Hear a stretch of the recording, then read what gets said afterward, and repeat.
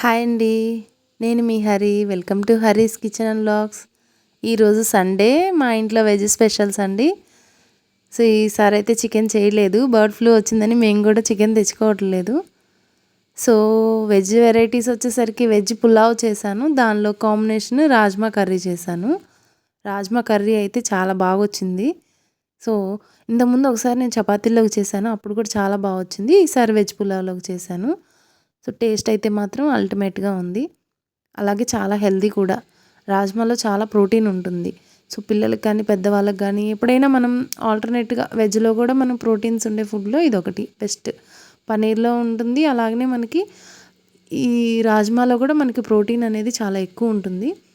So ఒకసారి మీరు ఎప్పుడైనా వెజ్లో వెరైటీస్ ట్రై చేసేటప్పుడు ఈసారి రాజ్మాతో ట్రై చేయండి. టేస్ట్ అయితే అందరికీ నచ్చుతుంది. సో ముందుగా మనం రైస్ ప్రిపరేషన్ చూద్దామా. సో దానికోసం ముందుగా ఒక గిన్నె తీసుకొని అందులో వెన్న తీసుకుంటున్నాను. ఒక 3 టేబుల్ స్పూన్లు. ఇదైతే మనకి ఇంట్లోనే మనం మజ్జిగ చేసుకునేటప్పుడు వస్తుంది కదా అది. సో దాంతోపాటు ఒక 3 టేబుల్ స్పూన్లు ఆయిల్ కూడా తీసుకున్నాను. ఆయిల్ యాడ్ చేసిన తర్వాత మనకి బిర్యానీ దినుసులు ఉంటాయి కదా. సో అందులో దాల్చిన చెక్క, అలాగే కొద్దిగా లవంగాలు, అలాగే మనకి మరాఠీ మొగ్గ, జాజికాయ అలాంటివి ఉంటాయి కదా. సో ఆ స్పైసెస్ మన అవైలబుల్గా ఉన్నవి యాడ్ చేసుకోవచ్చు. దాంతోపాటు మనం యాలకులు కూడా యాడ్ చేసుకున్నాము. తర్వాత మనం అవి కొద్దిగా ఫ్రై అయిన తర్వాత ఉల్లిపాయ ముక్కల్ని సన్నగా కట్ చేసుకొని యాడ్ చేసుకున్నాము.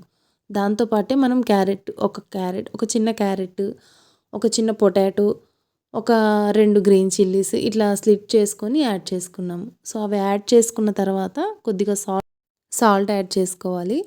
సాల్ట్ యాడ్ చేసిన తర్వాత మనకి ముక్కలు కొద్దిగా మనకి ఫ్రై అయిన తర్వాత అందులో అల్లం వెల్లుల్లి పేస్ట్ యాడ్ చేసుకుంటున్నాను. అల్లం వెల్లుల్లి పేస్ట్ వేసిన తర్వాత ఒక 2 నిమిషాలు అలాగా పచ్చివాసన పోయేలాగా వేయించుకొని అందులోనే కొద్దిగా పుదీనా, అలాగే కొద్దిగా కొత్తిమీర యాడ్ చేస్తున్నాను.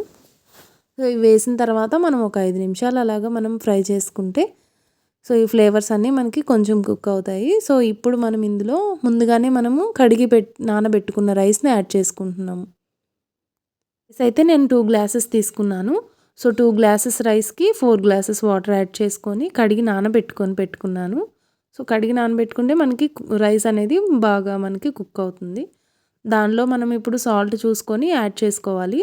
సో ఒకసారి వాటర్లో సాల్ట్ వేసిన తర్వాత మనం టేస్ట్ చేసుకుంటే సో మనకి సరిపోయింది అనిపిస్తే ఓకే, లేదంటే ఇంకొంచెం యాడ్ చేసుకోవచ్చు.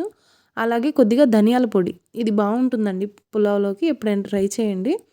సో ఇలాగ మనం కొద్దిగా వాటర్ కొంచెం మనకి బాయిల్ అయిన తర్వాత ధనియాల పొడి కూడా యాడ్ చేసుకొని కుక్ చేసుకుంటే సో పులావ్ అనేది చాలా బాగుంటుంది. ఇంకే మసాలాలు అవసరం లేదు. ఇలా చేసుకోండి, చాలా బాగుంటుంది. ఉత్తది కూడా తినేసేయచ్చు మనం, ఏ కర్రీ సైడ్ డిష్ లేకుండానే. సో రైస్ అయితే మనకి ఇట్లాగా కుక్ అయిపోయింది. చూడండి చాలా పర్ఫెక్ట్గా కుక్ అయిపోయింది. సో స్టవ్ అయితే ఆఫ్ చేసేసాను. రైస్ పక్కన పెట్టేసుకుందాం. నెక్స్ట్ మన main course rajma curry. So దానిలోకి ముందుగా మనము టొమాటోస్ గ్రేవీ కోసం మనం ఒక 4 టొమాటోలు తీసుకున్నాము.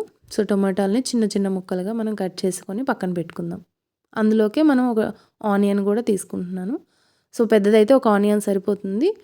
ఆనియన్ని చాలా చిన్న చిన్న ముక్కలుగా కట్ చేసుకొని పక్కన పెట్టేసుకుందాం.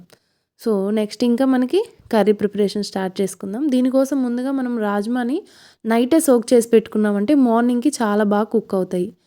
సో మనకి ఈ రాజ్మా అనేది కొద్దిగా ఎక్కువసేపు నానుతుంది. దానికోసం ముందుగా మీరు ఎప్పుడైతే చేసుకోవాలనుకుంటున్నారో దానికన్నా ముందు ఒక 6 అవర్స్ ముందే ఇది నానబెట్టుకుంటే సో కర్రీ అనేది చాలా బాగుంటుంది.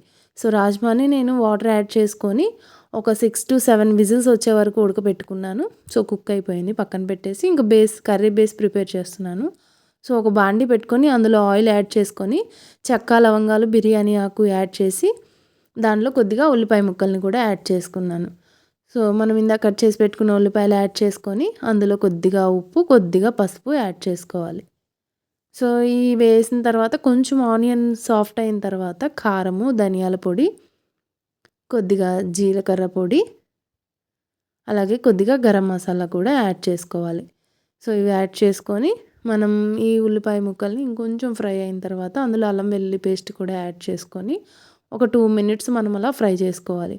ఇందులో ఇప్పుడు మనం ఇందాక కట్ చేసి పెట్టుకున్న టొమాటో ఉంది కదా, ఆ టొమాటో ముక్కల్ని మనం ఇందులో యాడ్ చేసేసుకోవాలి.